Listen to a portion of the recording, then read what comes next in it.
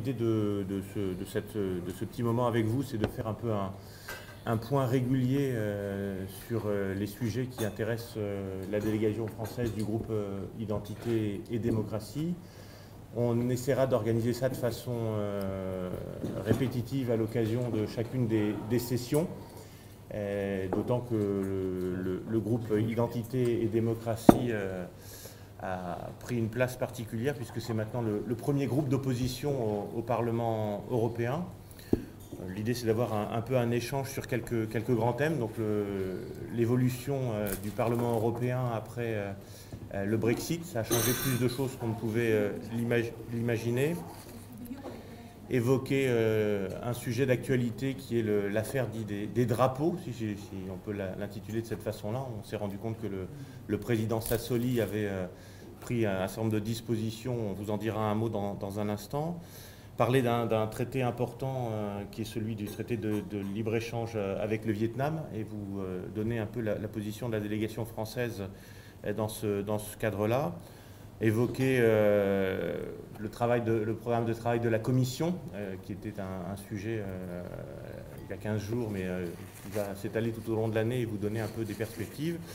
Et autour de la table, donc vous avez Jordan Bardella, qui est vice-président du Rassemblement national, Thierry Mariani, qui est vice-président de la délégation qui s'occupe plus particulièrement de communication, mais aussi d'affaires internationales.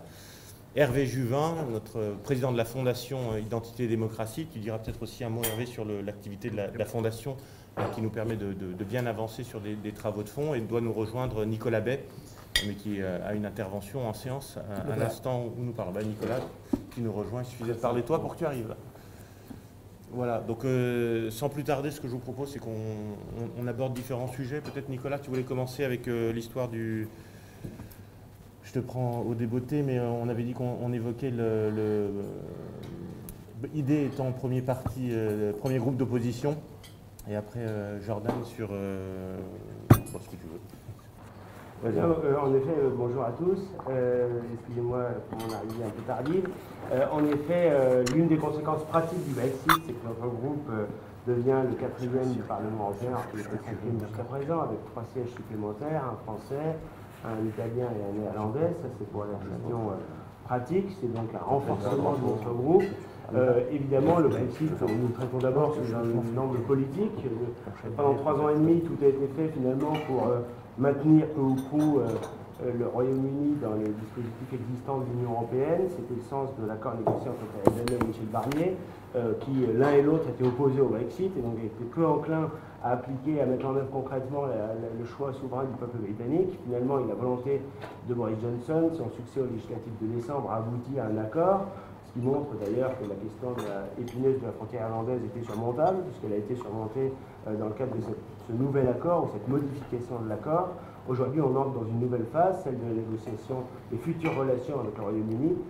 Évidemment, la dimension commerciale de ces futures relations est la question centrale, dominante, même si ce n'est pas la seule.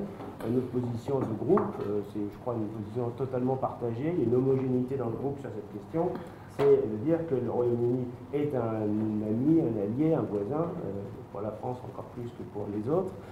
Et par conséquent, nous devons avoir une bonne relation avec le Royaume-Uni, mais dans la relation commerciale future, il est évidemment inenvisageable d'avoir d'un côté le Royaume-Uni qui ne voulait pas, et on le comprend, être dans l'union douanière, ni dans le marché unique, et du coup négocie ses propres accords commerciaux avec le monde entier, et ensuite deviendrait la porte d'entrée de tous les produits du monde sur le continent européen grâce à un accord commercial très avantageux avec l'UE. Or, Michel Barnier, il y a quelques jours, a dit qu'il souhaitait un accord commercial sans tarif douanier et sans quota ni contingentement, c'est-à-dire en pratique un accord de libre-échange, parce que c'est une vision dogmatique des choses. Or, s'il fait ça, Boris Johnson va évidemment s'engouffrer dans la brèche, et évidemment, ça l'amènera à obtenir tous les avantages qu'il pouvait avoir au sein de l'Union européenne sans plus avoir aucun des inconvénients. Ce sera évidemment bénéfique pour les Britanniques, mais évidemment très néfaste pour nous parce que ça accentuera le dumping en Europe, ça aboutira à une concurrence déloyale encore plus forte avec des produits qui arriveront sur le marché européen en ne respectant aucune de nos normes qui sont souvent très élevées en matière environnementale, sociale ou sanitaire. Donc, pour nous c'est un point très important. On devrait à la fois mettre en place, faire du protectionnisme, disons les choses clairement, mettre en place un vrai protectionnisme à l'égard du Royaume-Uni en fonction des accords commerciaux qu'il négociera avec le reste du monde. Et on sait qu'ils veulent aller assez vite dans ce domaine et négocier près de 60 accords commerciaux. Et puis ça nécessite, au-delà de la sortie du grand dogme du libre-échange, il s'agit en fait de repenser l'Union européenne. Parce que si un pays aussi majeur que le Royaume-Uni a décidé de sortir, c'est que le fonctionnement et les orientations politiques actuelles de l'Union européenne ne satisfont pas les peuples, ce que le Royaume-Uni a exprimé avec force par référendum, d'autres pourraient l'exprimer demain.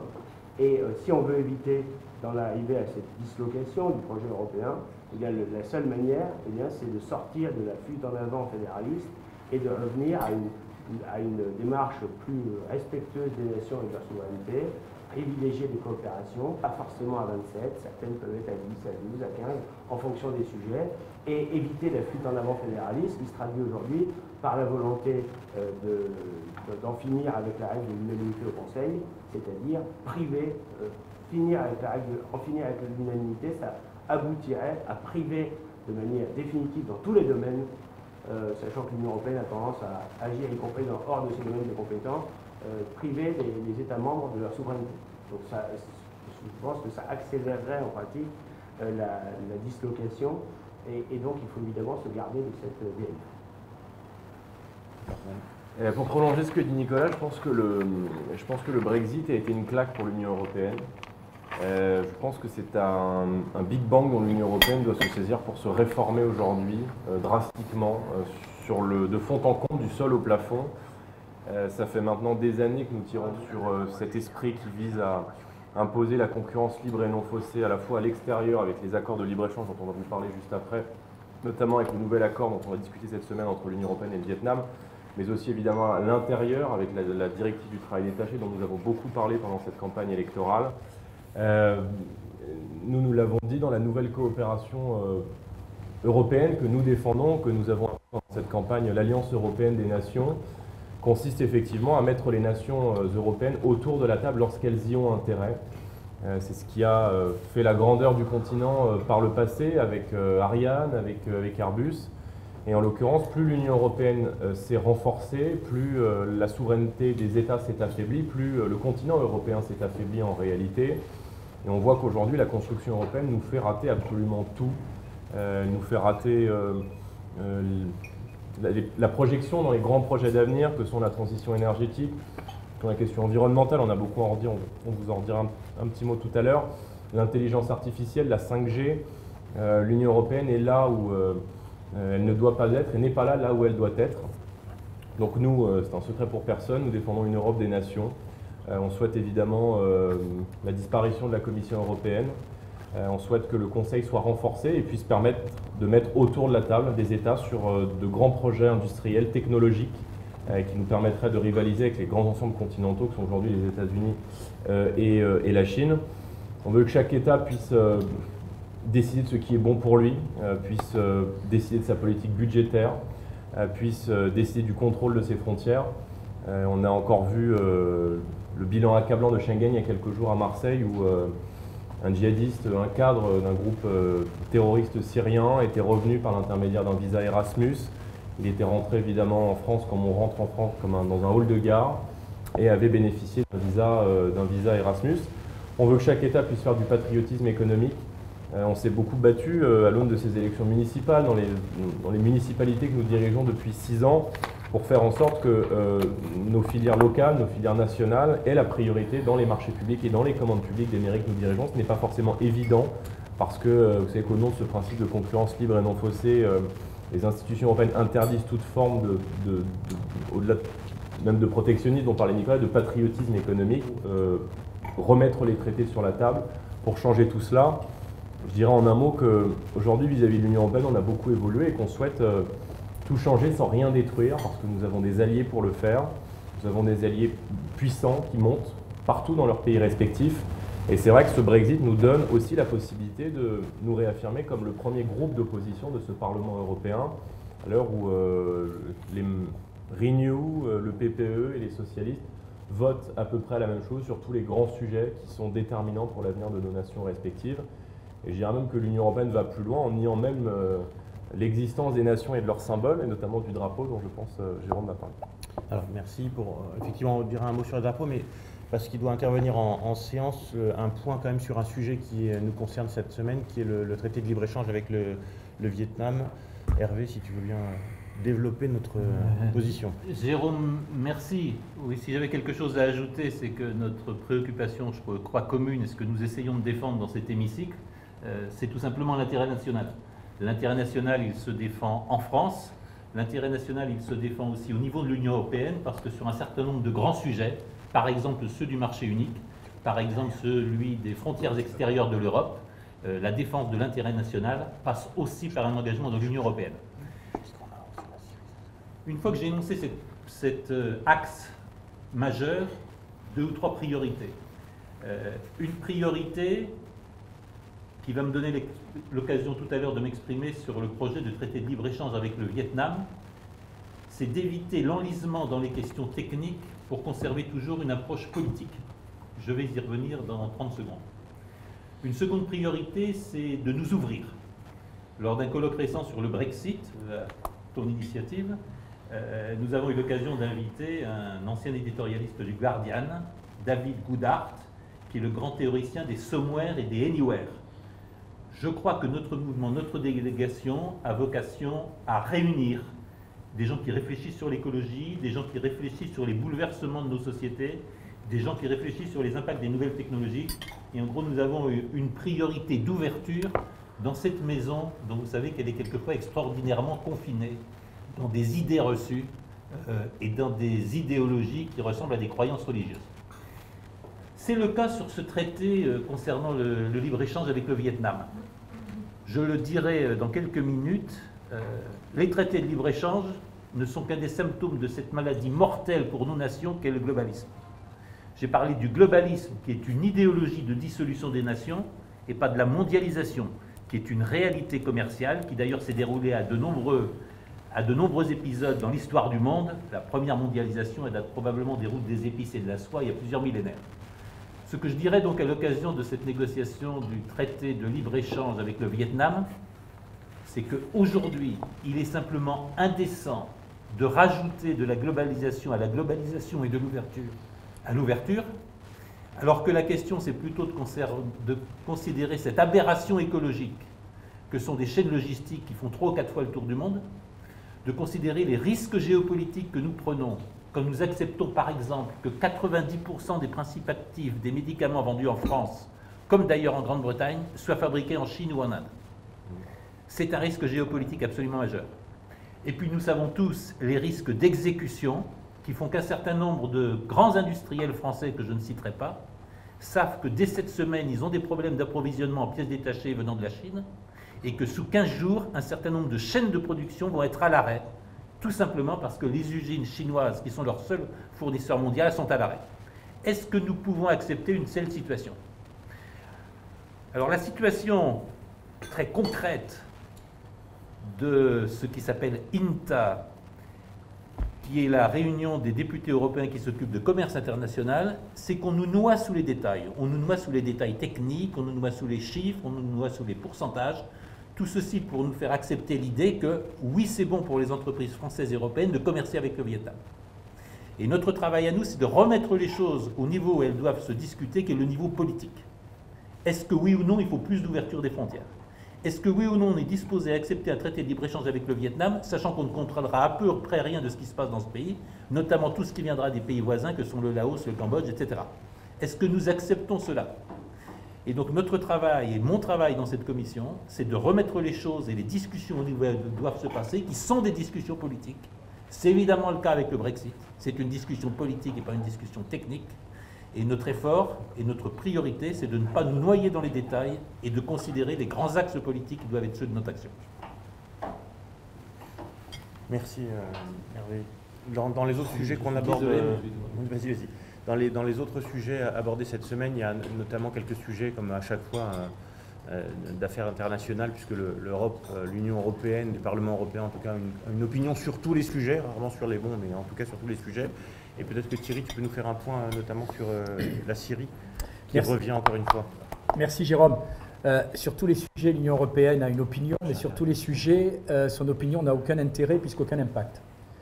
Je pense qu'en matière de politique étrangère, ce qui a été révélé par le Washington Post il y a 3 semaines, où M. Trump passe un coup de fil à Mme Merkel en lui disant « si vous ne suivez pas les sanctions américaines sur l'Iran, eh bien nous appliquerons des surtaxes douanières sur les voitures » et immédiatement l'Europe qui s'aligne, montre qu'en réalité, il n'y a pas de politique étrangère indépendante.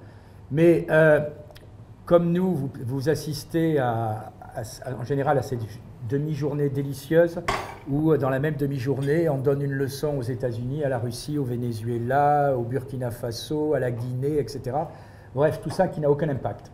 Et donc, je voudrais signaler 2 points, mais il y a une vidéo de l'un de vos confrères que je trouve extraordinaire, pourtant c'est Libération, c'est Jean Quatremer, qui lui-même dit l'Union européenne n'a aucune politique étrangère. Elle a un service de politique étrangère qui coûte cher d'ailleurs, vis-à-vis des résultats. Elle n'a aucune politique étrangère, sauf que sur la deuxième partie de la vidéo, bien sûr, on n'a pas la même conclusion. Lui dit qu'il faut une Union européenne fédéraliste. Nous, on pense qu'il faut une Union européenne, au contraire, qui retourne à l'Europe des nations, où chaque nation a ses intérêts propres, notamment en matière de politique étrangère. Je voudrais dire 2 mots sur 2 sujets très brièvement. Le premier, puisqu'il est à l'ordre du jour une fois de plus, sur la Syrie. Nous demandons la reprise des relations diplomatiques avec la Syrie. Aujourd'hui, après 7 ans de guerre, il est évident que le gouvernement légal de Syrie est en train de gagner la guerre. Je crois que la discussion va porter sur ce qui se passe dans la poche d'Idlib. Alors Idlib, je me permets de rappeler, je suis prêt à vous donner le lien dès que vous voulez, cette phrase délicieuse, ou plutôt dramatique, du rapport de l'ONU en juillet dernier, qui dit, je cite, le rapport est en français en plus, ouvrez les guillemets, Idlib est désormais le plus grand dépotoir de combattants terroristes étrangers au monde. Voilà. Je me permets quand même de rappeler ça parce que quel État accepterait aujourd'hui d'avoir un dépotoir, pour reprendre l'expression de l'ONU, c'est à peu près 30 000 personnes sur son propre territoire, qui ne voudrait pas en reprendre le contrôle? Donc bien sûr que nous appelons à ce que les civils soient le plus préservés possible, mais je pense que sur cette opération à Idlib, l'Union européenne a une attitude totalement hypocrite, c'est-à-dire que, soyons clairs, dans la quasi-totalité des pays, et c'est bien sûr la position de notre mouvement, il est hors de question de reprendre les terroristes originaires de notre pays dans le territoire national, mais en même temps, on voudrait que quelqu'un d'autre les garde. Voilà. Et donc, nous appelons à la reprise des relations diplomatiques avec la Syrie, d'abord au nom du principe de réalité, parce qu'aujourd'hui, ce gouvernement a gagné la guerre. Deuxièmement, parce que si on veut que les djihadistes soient jugés, il faut qu'ils soient jugés là où ils ont commis les crimes. Je vous rappelle qu'en France, quand ils sont jugés, très souvent par manque de preuves, par absence de témoins, en réalité, ils nous expliquent tous qu'ils étaient infirmiers, cuisiniers, qui tenaient le journal du petit groupe, etc. Et ils prennent des peines de prison extrêmement mineures. Donc après, cette position, bien sûr, n'ignore pas les crimes de guerre qui ont été commis, à mon avis, des 2 côtés. Ce sera à un tribunal international d'en faire la lumière, mais dans l'immédiat, c'est d'abord de lutter contre le terrorisme et de se rapprocher d'un gouvernement qui désormais fait à nouveau partie du paysage et est le seul à pouvoir juger les terroristes étrangers sur son sol. Deuxièmement, un mot très bref sur ce qui s'est passé cette semaine au niveau de la défense, puisque vous avez vu que l'Allemagne, par la voix de certains de ses responsables, a dit qu'elle était prête à financer la force nucléaire française. Nous y sommes, et Marine Le Pen l'a rappelé, et nous le rappellerons s'il y a un débat là-dessus au Parlement, totalement opposé. La force nucléaire, par définition, ne peut être que nationale. Qui dit financement, cofinancement, dit forcément codécision. Qui dit codécision avec l'Allemagne, dit indirectement codécision avec l'OTAN. Et donc en réalité, on a aujourd'hui en Europe une sorte d'équilibre fragile avec une Allemagne surpuissante économiquement et avec une France qui a encore comme atout sa puissance diplomatique et sa puissance militaire. Voilà. Et donc nous rappelons que, fidèles à notre conception de l'Europe des nations, nous souhaitons à ce que la force nucléaire française reste à 100% nationale, ce qui veut dire à 100% indépendante. Deuxièmement, nous souhaitons que S'il y a une solidarité, elle commence déjà par un danger commun qui est au Sahel, où les soldats français sont aujourd'hui les seuls à payer le prix du sang. Et troisièmement, c'est aussi l'occasion de rappeler pour notre mouvement que nous sommes catégoriquement opposés, comme l'avait sous-entendu Emmanuel Macron au début de son mandat, à la communautarisation européenne du siège permanent au Conseil de sécurité. Que le siège du Conseil de sécurité, pour nous, est un point essentiel de la souveraineté française et qu'il est hors de question de le mettre au service de la communauté. Pourquoi ? Parce que tout simplement, et c'est ma conclusion, pour avoir des instruments communs, il faut avoir une politique étrangère commune. Si l'un d'entre vous est capable de me dire quelle est la politique étrangère commune sur de nombreux sujets, je lui tirerai mon chapeau. Merci, bien, ça fait une parfaite transition parce qu'en matière de défense, la dissuasion nucléaire, c'est bien plus qu'un simple outil militaire. C'est avant tout un élément qui repose sur la crédibilité d'un chef d'État.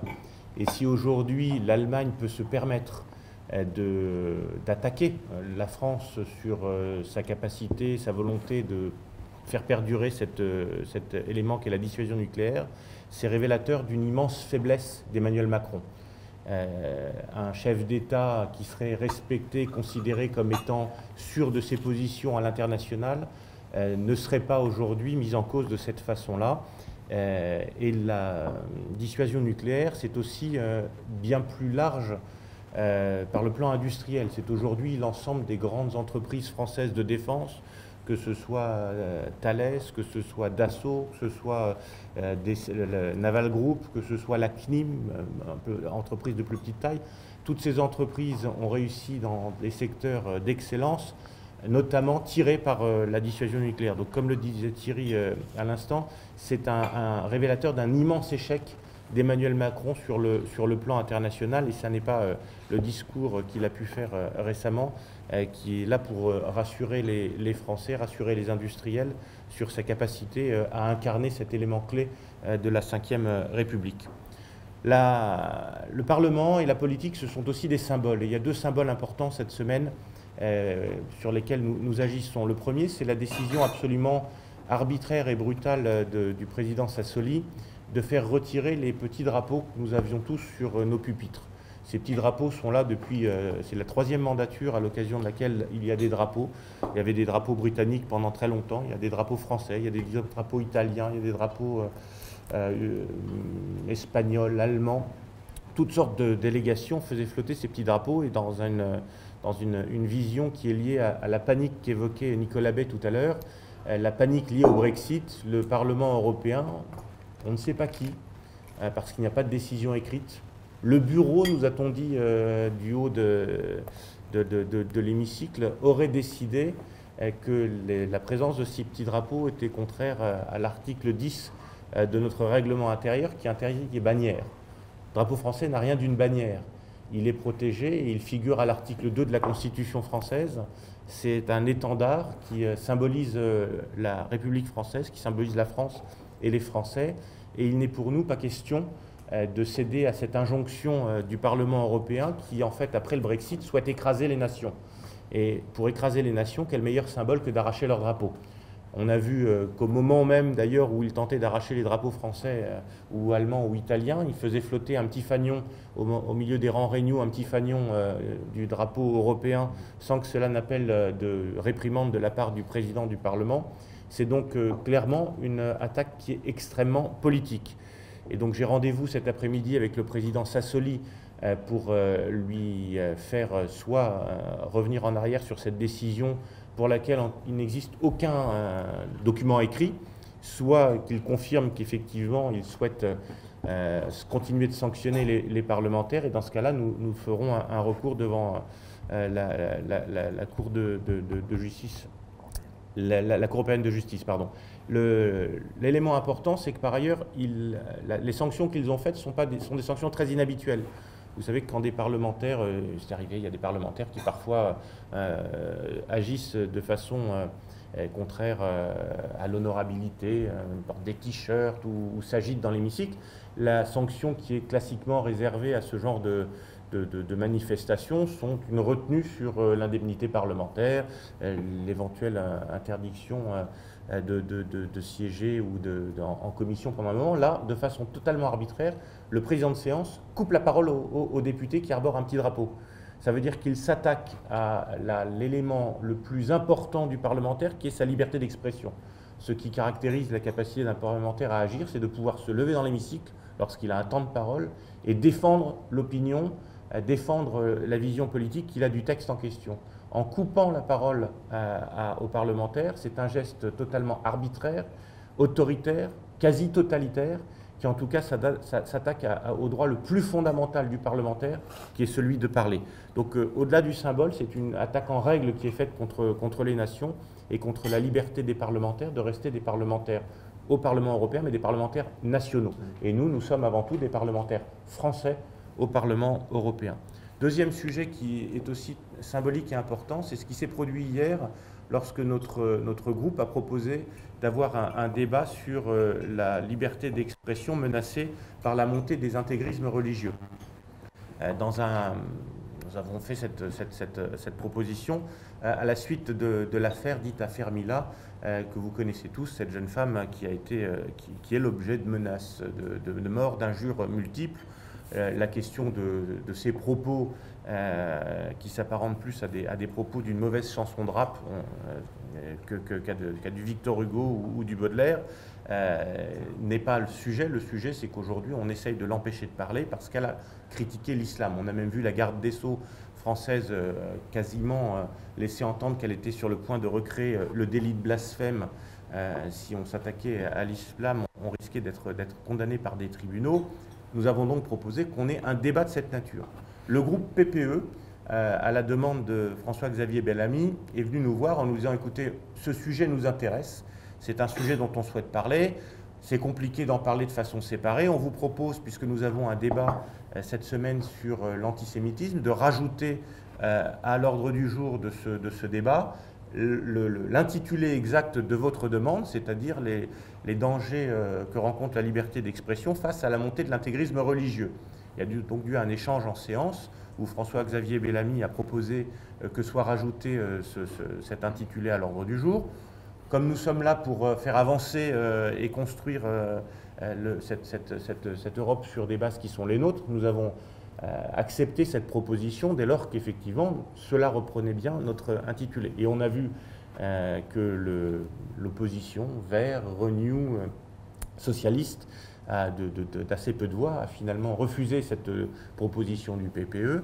Et nous avons donc maintenu notre demande d'inscription à l'ordre du jour. Et en dehors de François-Xavier Bellamy, qui pour le coup s'est désolidarisé du PPE, on a vu que le PPE tournait son dos à cette proposition qui, sur le fond, les agréait, pour la simple raison qu'elle était proposée par le groupe Identité et Démocratie.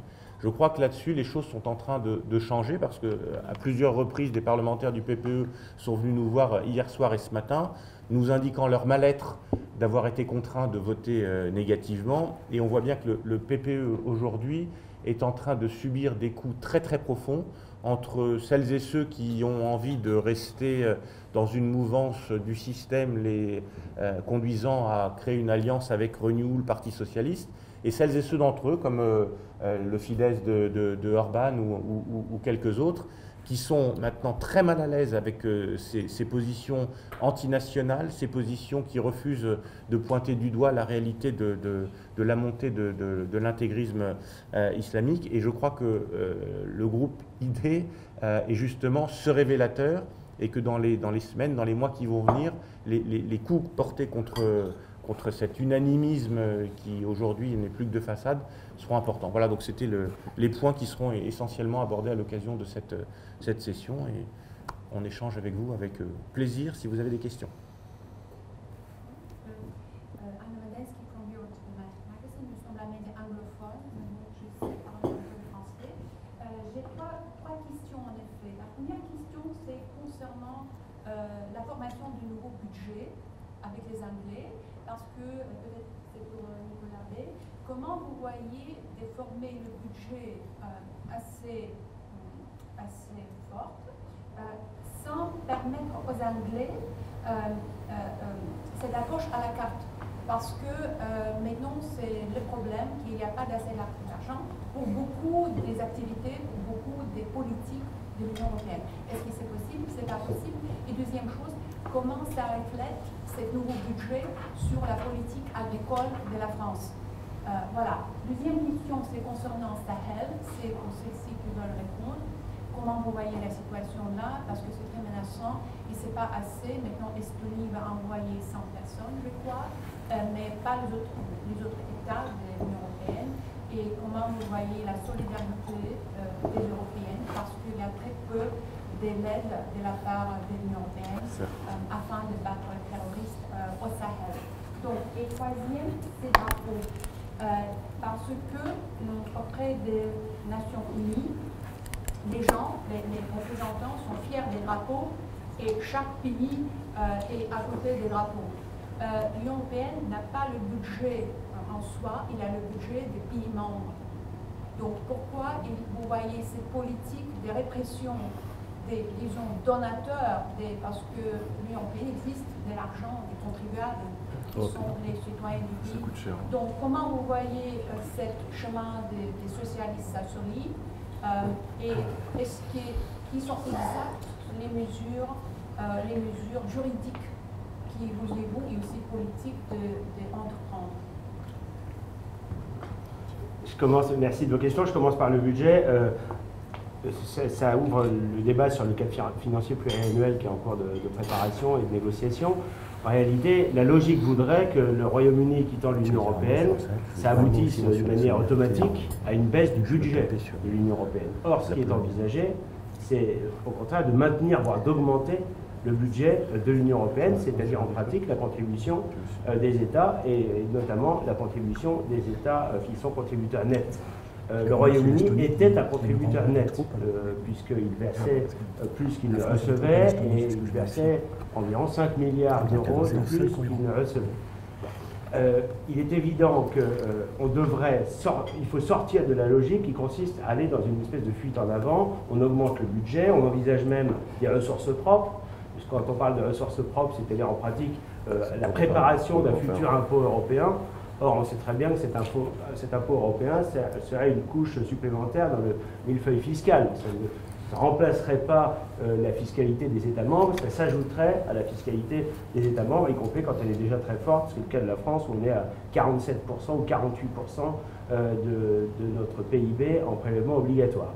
Donc nous, ce que nous défendons, c'est au contraire une baisse du budget, que l'Union européenne se recentre sur les domaines où elle peut utilement mettre en œuvre des compétences et qu'elle n'aille pas toujours plus loin en s'arrogeant des compétences supplémentaires qui relèvent pourtant des États membres, y compris dans ce qui est prévu actuellement par le traité de Lisbonne.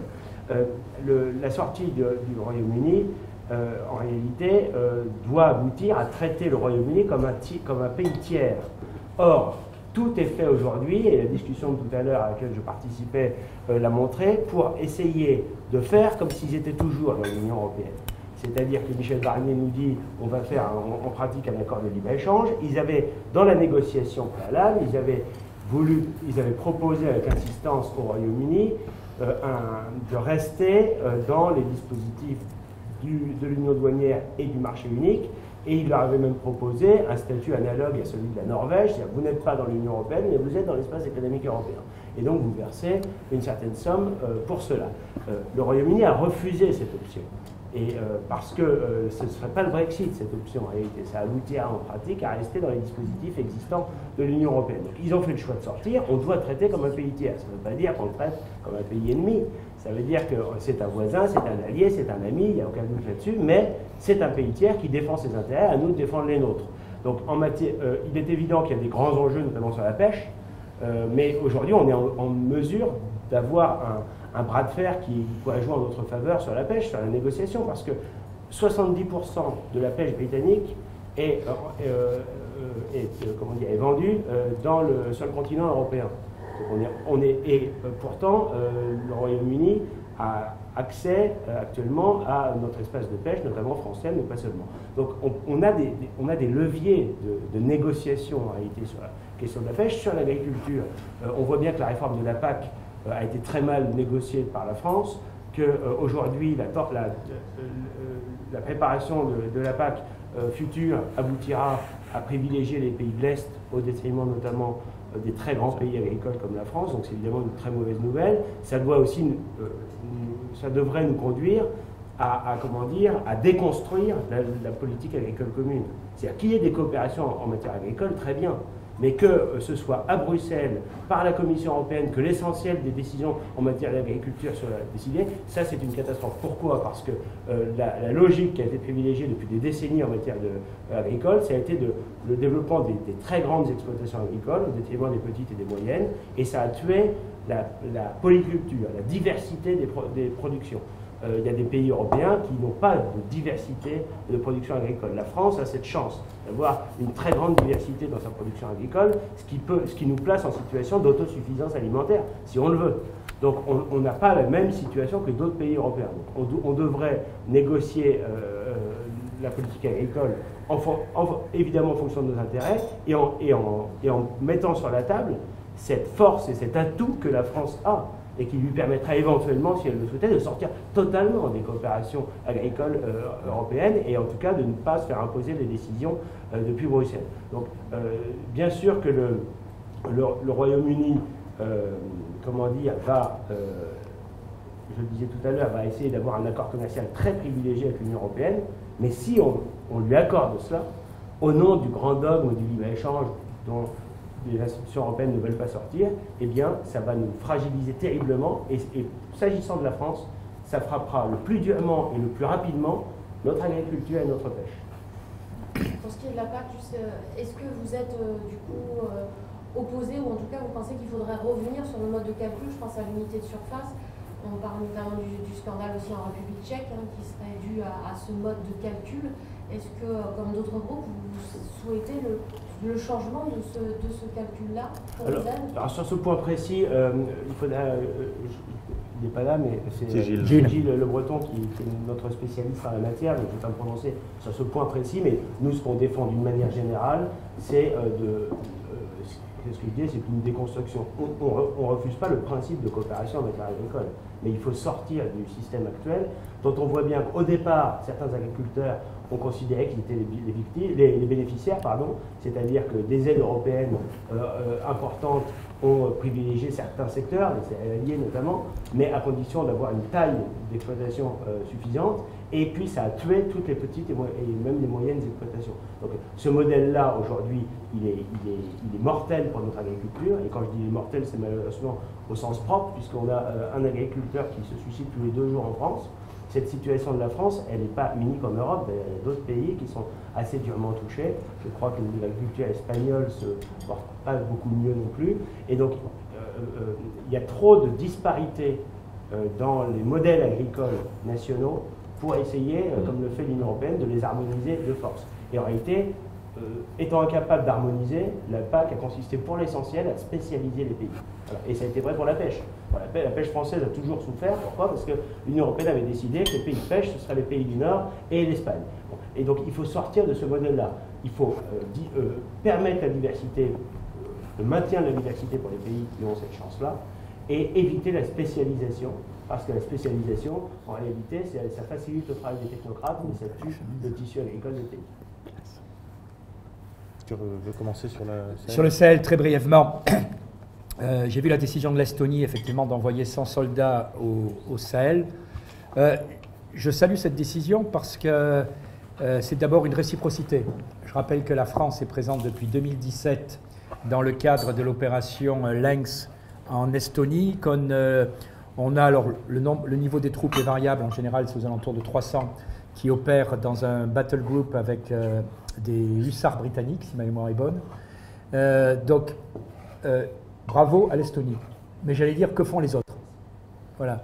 Que font les autres? Et en réalité, pour un État qui malheureusement, c'est pas lui faire insulte, n'est pas l'État le plus grand en termes de sa puissance militaire aux populations, la France se trouve totalement seule face à un péril qui est généralisé au niveau européen. Je ne vais pas vous énumérer la liste des pays qui ont été touchés par le terrorisme islamiste. Et donc, oui, la situation au Sahel est préoccupante, parce qu'il y a une manière diplomatique de dire qu'elle est très préoccupante. Vous avez vu d'ailleurs que le président Macron a pris la décision d'envoyer un certain nombre de troupes supplémentaires ce qui veut dire qu'il y a un réel danger. Je vous rappelle que le Sahel, c'est 3 millions de kilomètres, c'est-à-dire carrés, c'est-à-dire 6 fois la France, et que, quels que soient les efforts de l'armée française, envoyer 3 000, 4 000, 5 000, je crois qu'on va arriver à 5 000 hommes bientôt là-bas, si on veut avoir une action définitivement efficace, il nous faut l'aide de nos partenaires européens, d'autant plus que le péril est commun. Donc à péril commun, on attend action commune. Et voilà, donc bravo à l'Estonie, mais que font les autres pays et d'ailleurs, c'est l'occasion aussi de dire que même si les Britanniques sont sortis de l'Union européenne, je pense qu'on peut tout à fait continuer notre collaboration militaire. L'armée britannique est une des meilleures, comme l'armée française, en Europe. Et sur ces questions où on a des périls communs, comme le montrent malheureusement les attentats aussi assez fréquents à Londres, il est évident qu'on doit travailler ensemble au Sahel. Sur le... Mais est-ce que vous pensiez, c'est vraiment réaliste de convaincre les États-Unis de rester là au Sahel, soit c'est la décision définitive des partis, parce que ça a été pas clair, est-ce que votre ministre maintenant a eu le succès aux États-Unis de les convaincre de rester au Sahel? Excusez-moi, si l'Europe veut être une puissance et si l'Europe veut exister, il faut qu'elle soit capable par moment d'en payer le prix militairement. Si 28 pays n'arrivent pas au Sahel face à des groupes terroristes à lutter tout seuls, il y a un vrai problème de politique étrangère et de moyens mis à disposition. Bien sûr que si les Américains restent, c'est mieux. Mais je veux dire, on sait très bien la politique du gouvernement de Trump qui consiste à respecter sa promesse et à retirer les soldats. Et donc le problème n'est pas de savoir si les Américains restent, le problème est de savoir pourquoi on n'est pas 28 pays européens côte à côte. C'est un problème de philosophie aujourd'hui qu'on a, on le retrouve au sein de la commission AFET ou CD. Vous avez une idéologie qui s'est mise en place au sein de l'Union européenne qui est d'expliquer que l'Union européenne doit avoir son autonomie stratégique. Ça a été repris dans que ce soit le rapport McAllister ou le rapport Danjean, c'est leur grand dada de dire on doit avoir une Europe de la défense, on doit avoir une autonomie stratégique. En fait, quand on interroge et qu'on va un petit peu plus loin sur ces sujets, ça ne veut pas dire grand-chose. Parce que pour eux, l'autonomie stratégique, c'est en fait de se resituer, de placer l'ensemble des forces des pays de l'Union européenne sous contrôle de l'OTAN, c'est-à-dire sous le contrôle des États-Unis. Et on le voit avec deux exemples concrets. Le premier, c'est qu'effectivement, aujourd'hui, vous n'avez aucune assistance réelle militaire qui soit donnée aux forces françaises au Sahel par des pays de l'Union européenne. Les engagements des militaires des autres pays de l'Union européenne sont des engagements avec des demandes de conditions d'opération qui ne soient pas au combat. Et donc, c'est quand même tout à fait différent que les militaires français que nous engageons, nous, au combat. Et dans le même temps, vous avez des Polonais, Radoslav, j'oublie toujours son prénom, Radoslav Sikorski, qui a été ministre de la Défense de Pologne, qui est au groupe PPE, et qui passe son temps à expliquer que la seule façon, la seule vision qui puisse aujourd'hui permettre d'avoir une défense effective, c'est de faire une Europe de la défense. Et il répète ça à longueur de commission en expliquant qu'il faut un budget commun, il se bat pour le fonds européen de défense. Et dans le même temps, son pays, et il l'approuve, vient de dépenser la moitié du budget que l'Europe lui donne pour acheter 32 ou 35 avions de combat américains, faisant preuve d'une déloyauté absolue à l'égard de l'industrie européenne de défense. Il avait le choix, il existe des appareils français, il existe des appareils allemands, enfin, la Pologne suédoise, la Pologne avait un choix important en matière d'armement aérien, et ils ont fait le choix de dépenser 4,5 milliards d'euros aux États-Unis, alors que nous, Européens, les Français en tête, et les Allemands, puisque c'est le plus gros contributeur, nous allons donner 9 milliards aux Polonais. C'est inacceptable. C'est vous dire à quel point cette Europe de la défense est en fait une fabuleuse hypocrisie. L'hypocrisie, c'est qu'en fait, un certain nombre de pays, ils sont majoritaires en nombre de pays d'ailleurs, souhaitent inscrire la défense derrière le parapluie américain. Ils n'ont aucune envie d'avoir une autonomie stratégique, ils veulent simplement s'assurer que le grand frère américain sera là pour venir les protéger le moment venu, et ils abandonnent lâchement la France, considérant, et c'est une conversation que nous avons eue dans le cadre de la Commission des Affaires étrangères avec Sikorski, considérant que le pays islamique n'est pas un péril qui les concerne, en disant mais c'est la France, c'est l'Italie qui est au front sur ces sujets-là. Demain matin, si le Sahel bascule, c'est chez vous que seront les terroristes, ils ne viendront pas chez nous. Refusant de voir qu'à terme, si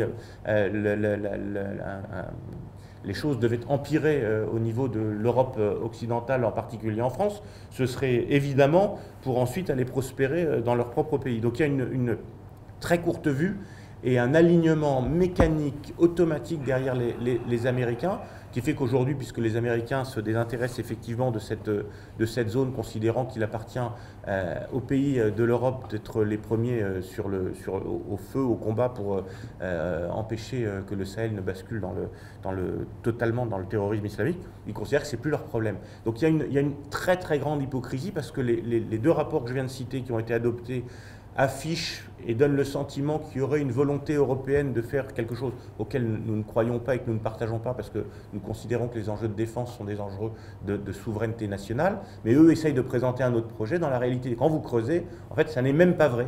C'est un faux-nez destiné à abonder les crédits de l'OTAN, ou lorsqu'ils n'abondent pas les crédits de l'OTAN, à abonder l'industrie militaire américaine.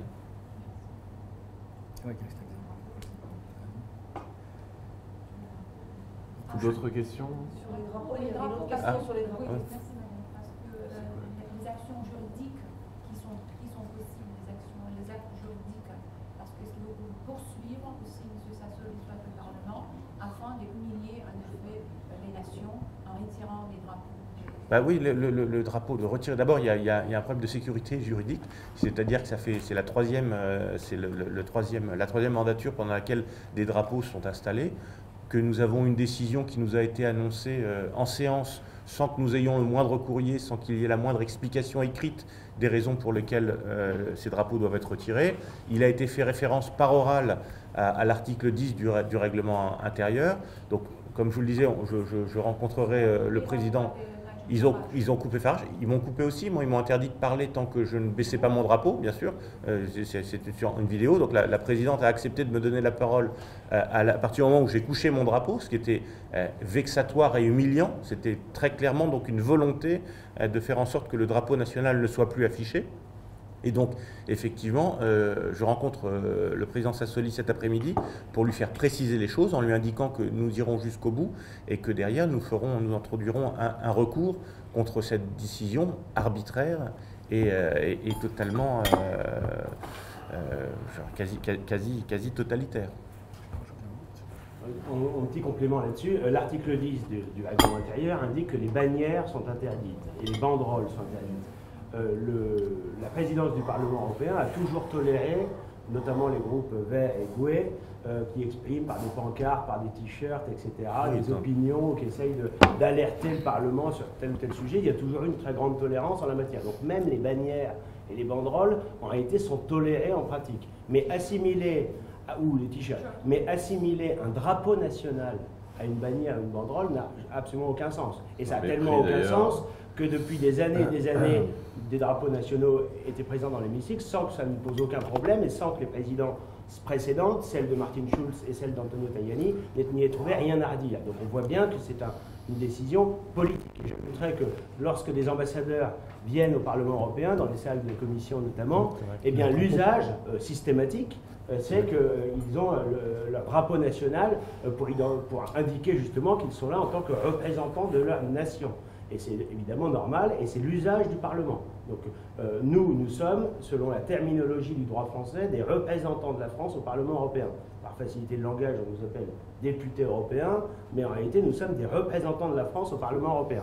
Et il y a clairement une vision politique différente, deux visions qui s'affrontent, ceux qui considèrent que nous devons être au service des institutions européennes, y compris éventuellement contre notre peuple, et nous qui considérons que nous sommes des représentants de la France au sein d'une assemblée parlementaire, qui est une instance en réalité internationale, supranationale, mais que nous y représentons et nous y défendons les intérêts de la France. Voilà. Donc en réalité, derrière l'aspect symbolique ou juridique, il y a un véritable enjeu politique, mais le simple fait que ce soit une rupture par rapport aux usages antérieurs et que ce soit une rupture par rapport à l'interprétation du règlement je pense, fragilise considérablement la position du Parlement européen. C'est ce qui explique ce que disait Jérôme, qui sont dans l'incapacité à nous produire un texte ou une décision, et que sans doute il n'y a pas grand monde qui est prêt à signer une telle décision, parce qu'elle apparaîtrait comme très gravement attentatoire à la liberté des parlementaires. C'est la position de David Sassoli lui-même, soit des socialistes, les groupes des socialistes. D'où vient cette... On ne sait pas. On ne sait pas. On ne sait pas, puisque David Sassoli lui-même ne semble pas assumer pleinement cette décision autrement que par oral. Donc si vraiment c'est une décision de sa part et un revirement dans l'interprétation du règlement intérieur, eh bien, il doit à ce moment-là l'expliquer, l'argumenter juridiquement et le signer en bas. Voilà, jusqu'à maintenant ça n'a pas été fait. Deux compléments très brefs. Je pense que comme nous, vous avez assisté au discours très émouvant de la sénatrice italienne Liliana Segre. Je ne sais pas si vous avez remarqué, à 2 reprises, elle a fait référence en disant « quand j'arrive ici et que je vois tous ces drapeaux », à 2 reprises, au début et à la fin de son discours, en disant « pour moi, l'Europe, c'est tous ces drapeaux réunis ». Voilà. Je trouve que c'est assez paradoxal qu'au moment où on veut nous le faire supprimer, quelqu'un qui a souffert dans sa chair du pire de l'Europe et qui aspire au meilleur de l'Europe prend comme symbole tous ces drapeaux et pas un seul drapeau. Deuxièmement, pour l'anecdote, avec le groupe, on a écrit à Madame Hélène Carrère d'Ancos, qui est la secrétaire perpétuelle de l'Académie française et qui est autant perpétuelle que M. Sassoli est temporaire. Et donc, nous lui avons écrit pour savoir... Je suis content de ma phrase, merci. Nous lui avons écrit pour faire préciser que le mot bannière ne correspond à rien dans la langue française au niveau d'un drapeau national. Voilà. Parenthèse, on continue toujours à avoir désormais comme règlement intérieur de base, quoi qu'il en soit, un règlement en anglais, alors que l'anglais n'est absolument plus, vous le savez mieux que moi, une langue aujourd'hui officielle d'un seul des 27 États.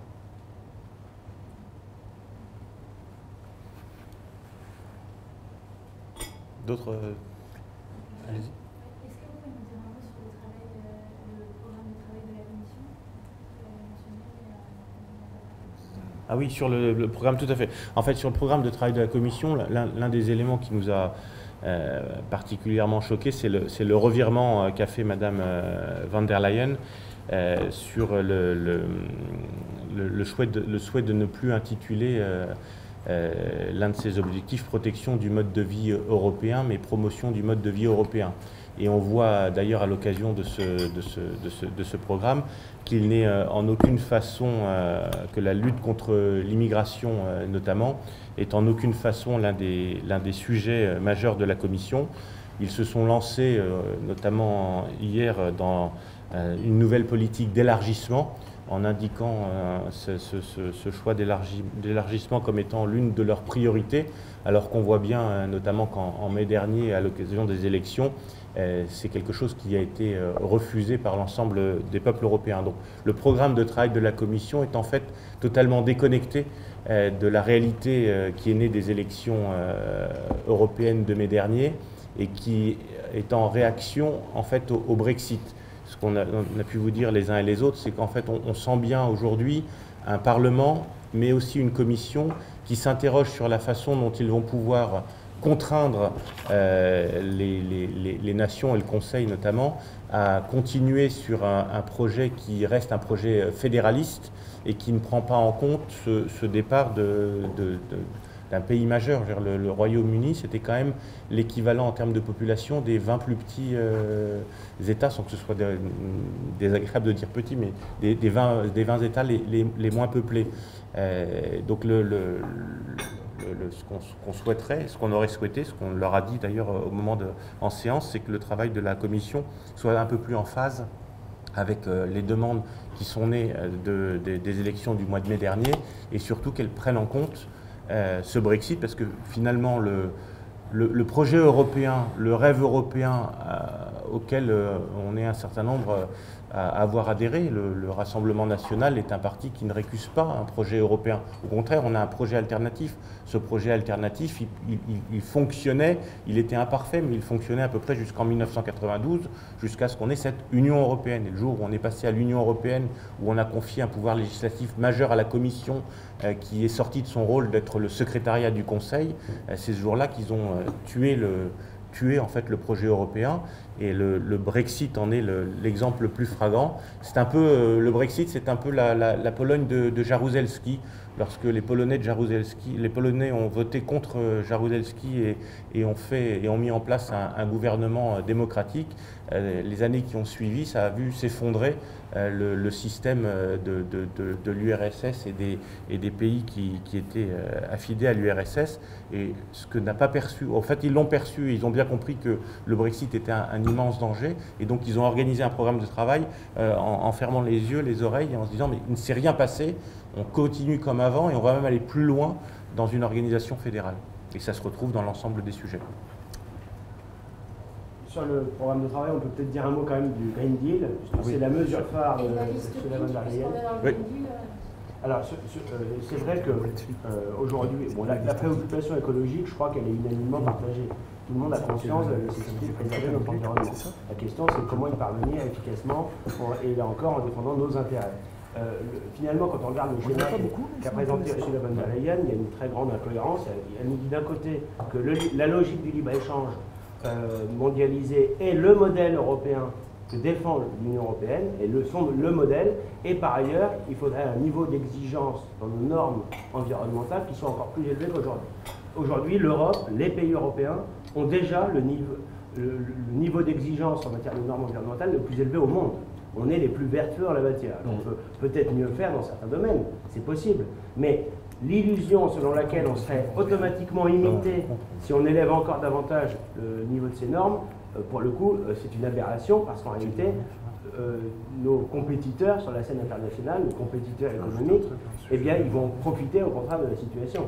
Ils ne vont pas s'aligner sur nos normes, ils vont profiter de nos normes élevées qui sont en réalité des coûts supplémentaires pour nos productions, pour nos industries, pour nos agriculteurs, pour bien du coup avoir mené une concurrence d'autant plus forte avec évidemment des différentiels de prix qui seront très importants. Donc ça va nous pénaliser. Donc nous sommes d'accord, nous, pour avoir un niveau de normes élevé, mais le corollaire indispensable, c'est de mettre en œuvre des protections. Et les protections, c'est pas seulement des droits de douane bêtes et méchants, ça peut être différents mécanismes de contingentement, de quotas, voilà, c'est-à-dire faire en sorte qu'on puisse contrôler les marchandises qui entrent sur le marché européen, et que si on fait le choix d'avoir des coûts de production élevés parce que nous sommes vertueux en matière environnementale, et bien à ce moment-là, il faut que ces normes-là s'appliquent sur les produits qui arrivent en Europe. Or, c'est la grande faille du traité de libre-échange. En théorie, sur le papier, eh bien, ces normes doivent être respectées par ceux avec qui on signe un accord. En pratique, on dispose d'aucun moyen réel de contrôler l'application de ces normes dans les pays qui sont exportateurs, enfin les pays qui importent en Europe. Et puis un mot sur l'élargissement, parce qu'en effet, c'est quand même le grand paradoxe de l'Union européenne aujourd'hui, c'est que la Grande-Bretagne sort et on veut faire entrer l'Albanie et la Macédoine du Nord. C'est-à-dire que ça illustre l'extrême fragilité de l'Union européenne telle qu'elle est aujourd'hui. La présidence croate, pour des raisons évidentes de proximité géographique et d'affinité, souhaite mettre l'élargissement comme une priorité des 6 prochains mois. Là aussi, la Commission européenne s'est alignée sur cette position-là. En réalité, ces pays ne sont pas du tout en situation de concordance sur le plan de l'organisation politique, démocratique, sur le plan économique, avec le reste du continent européen. On voit bien que la Macédoine et l'Albanie, plus encore, sont des pays qui sont dévastés par la corruption. L'Albanie est un État mafieux, pour dire les choses, et par ailleurs, ce sont des pays où l'islamisme a prospéré de manière spectaculaire au cours des dernières années, sont infestés par un islamisme qui turc, qui saoudien. C'est vrai de la Macédoine, c'est vrai de l'Albanie, ça l'est encore plus de la Bosnie-Herzégovine, et on voit que là encore on est dans la fuite en avant. C'est-à-dire que l'Union européenne en réalité n'a pas été capable de digérer les derniers élargissements. La Bulgarie, la Roumanie, la preuve d'ailleurs c'est qu'ils ne sont toujours pas dans Schengen, c'est bien la preuve qu'en réalité on a conscience de la difficulté à digérer ces élargissements, et on veut aller encore plus loin, encore plus vite. Et le simple fait qu'on n'ait pas mis un terme définitif au projet d'adhésion de la Turquie, même s'il a été suspendu, illustre en fait cette fuite en avant. Il ne faut pas oublier que même dans l'hypothèse où finalement on renoncerait, ce qui n'est toujours pas le cas, à faire entrer la Turquie dans l'Union européenne, l'ensemble des fonds versés au titre à la fois des coopérations en matière migratoire et des fonds de préadhésion, c'est 50 milliards d'euros depuis 20 ans. Voilà, donc le coût a été exorbitant pour évidemment un résultat qui serait désastreux et qui sans doute ne verra jamais le jour. Écoutez, merci. Sur la liste PIC, juste la position de la délégation, vous allez l'accepter ou pas? Le tiers de produits carbonés à base d'énergie fossile, ça ne vous gêne pas? Vous avez quand même largement verdi votre programme pendant la campagne des européennes. C'est pas un signe correct. La liste, c'est dans le cadre du Green Deal.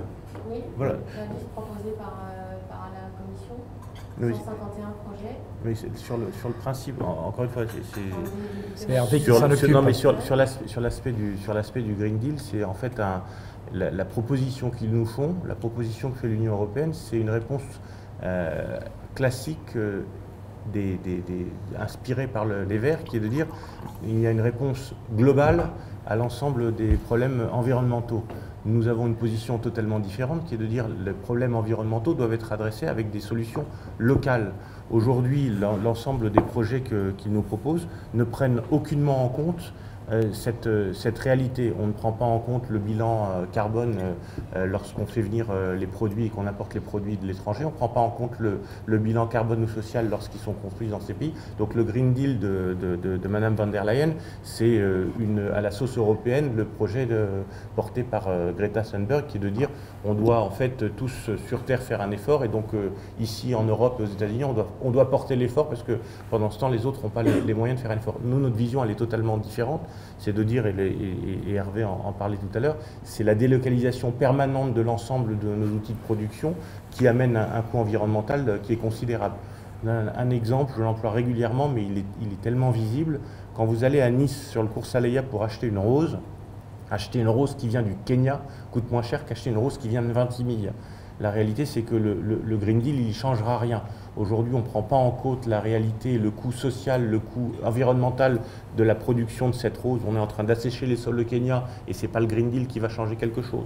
On est en train de faire travailler des jeunes gens au Kenya dans des conditions qui sont absolument indignes de conditions qu'on aura en Europe. On ne prend pas en compte le coût carbone quand on va amener ces fleurs pour qu'elles restent fraîches en avion. Et on nous explique que tout ça, c'est très intéressant et que le fait de faire un effort en Europe participera à améliorer l'environnement. Ce n'est pas une réalité. La réalité, c'est qu'il faut mettre en place un certain nombre de barrières économiques qui permettent de faire en sorte que la rose produite dans des conditions sociales et environnementales adaptées à nos standards, en France ou dans un pays voisin de la France, soit moins chère que la rose qui vient du Kenya. C'est ça la réalité. Le Green Deal de Mme von der Leyen n'y répond pas. Et pour répondre à votre question précise, la liste PIC, je pense qu'il y a une erreur aussi à concentrer, à prendre comme exclusif critère la question du carbone, de l'empreinte carbone. Non, mais c'était par rapport à votre programme. Oui, parce qu'en réalité, en permanence, on dit, voilà, soit l'empreinte carbone est forte, c'est vrai que c'est une des données, mais ce n'est pas la donnée exclusive en matière de pollution et d'atteinte à l'environnement. Et d'ailleurs, il y a un grand paradoxe derrière tout ça, parce que si en effet, c'est vrai que l'empreinte carbone, c'est un enjeu important, mais à ce moment-là, il faut privilégier le nucléaire, c'est une énergie presque totalement décarbonée. Alors qu'aujourd'hui, on privilégie au contraire un certain nombre d'énergies alternatives qui ont une empreinte carbone plus forte. Donc on voit qu'il y a aussi une espèce d'incohérence. À commencer par les batteries. Ça veut dire que vous allez accepter cette... On va regarder le détail, là c'est le travail en commission qui va suivre, nous permettra de voir exactement qu'est-ce qu'il y a dans cette liste, etc. Ce qu'il faut, c'est, je pense, se garder de faire de la communication et d'être sur des schémas, un peu simplistes. Parce que c'est vraiment la crainte qu'on peut avoir aujourd'hui. On fait du greenwashing, on repeint tout en vert, et en réalité, on s'achète une bonne conscience en disant voilà, on a fait quelques mesures, et ces mesures, elles sont souvent peu opérationnelles, peu efficaces, pas toujours conformes à nos intérêts, et souvent elles clouent au pilori certains produits, alors qu'on pourrait très bien les produire avec parfois une empreinte carbone moindre. Et puis à l'inverse, eh bien, il y a d'autres produits qui ont une empreinte sur l'environnement, pas seulement carbone, qui est très néfaste et qui passe complètement hors des radars. Donc voilà, nous, notre approche est plus pragmatique, pas idéologique en cette matière, mais surtout, voilà, c'est un peu en conclusion, il faut avant tout sortir du modèle de libre-échange étrange parce que, par exemple, la pollution au soufre générée par le transport de marchandises par supertanker, on n'en parle jamais, elle est absolument considérable et c'est une pollution qui est au moins aussi néfaste que la pollution, que l'émission de CO2. Merci beaucoup. Merci beaucoup.